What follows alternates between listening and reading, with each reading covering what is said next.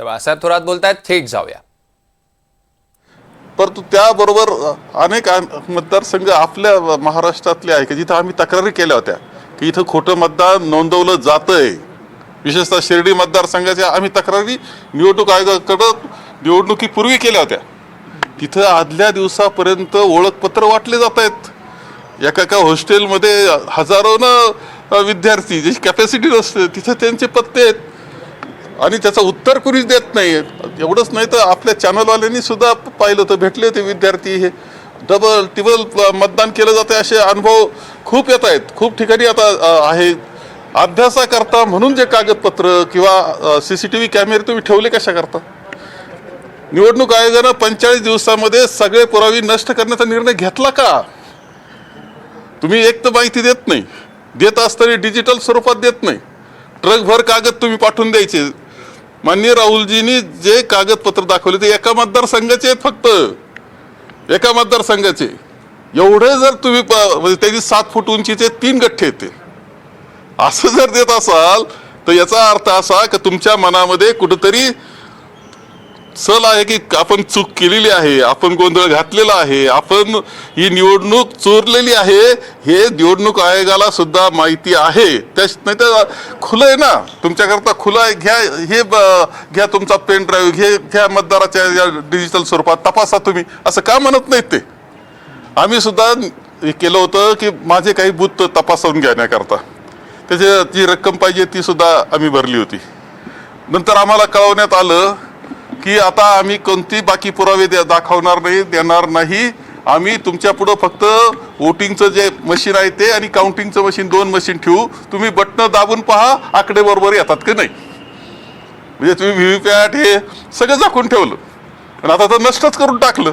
तुम्हाला कोणती भीती आहे का 45 दिवसामध्ये तुम्ही सर्व पुरावे नष्ट करायला निघालेत? का नाही तुम्ही पारदर्शक कारभार करत?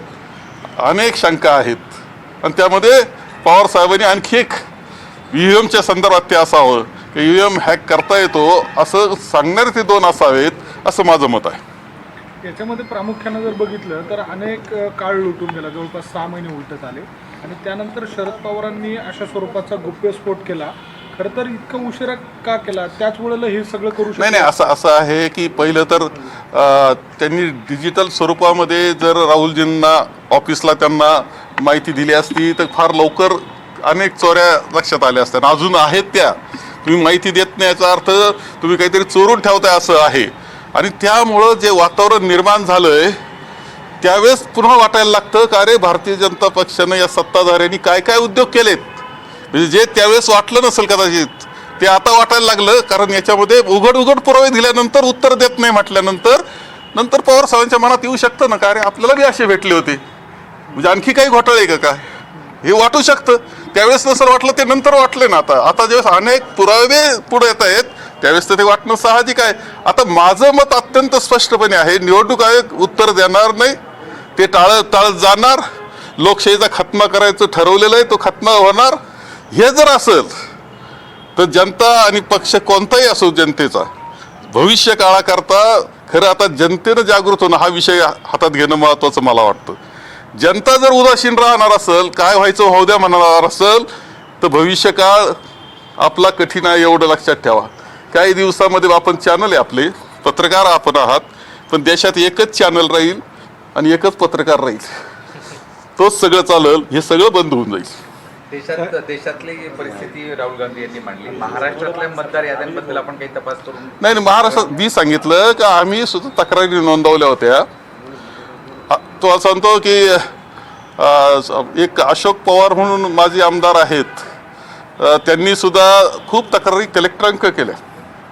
त्यांनी अभ्यास केलेला आहे आणि त्यांना सुद्धा आता हे सगळं पाहिल्यानंतर त्यांनी जो अभ्यास केला होता ते आणि राहुलजींचं जे साम्य त्यांना दिसतंय, त्यांना असं लक्षात आलंय की वाघोली या मतदारसंघामधल्या गावामध्ये किती परत मतदान केलं गेलंय. परत एकच नाव निर्णय मतदारसंघामध्ये फिरलेलं त्यांना दिसतं आहे. आणि ते आता ह्याच्यात लक्षात येतंय की हा मतदार कुठला आहे, याचा पत्ता काय आहे, हा निर्णय ठिकाणी मतदान करतोय कसं काय, याला ओळखपत्र दिलं निर्णय. दरम्यान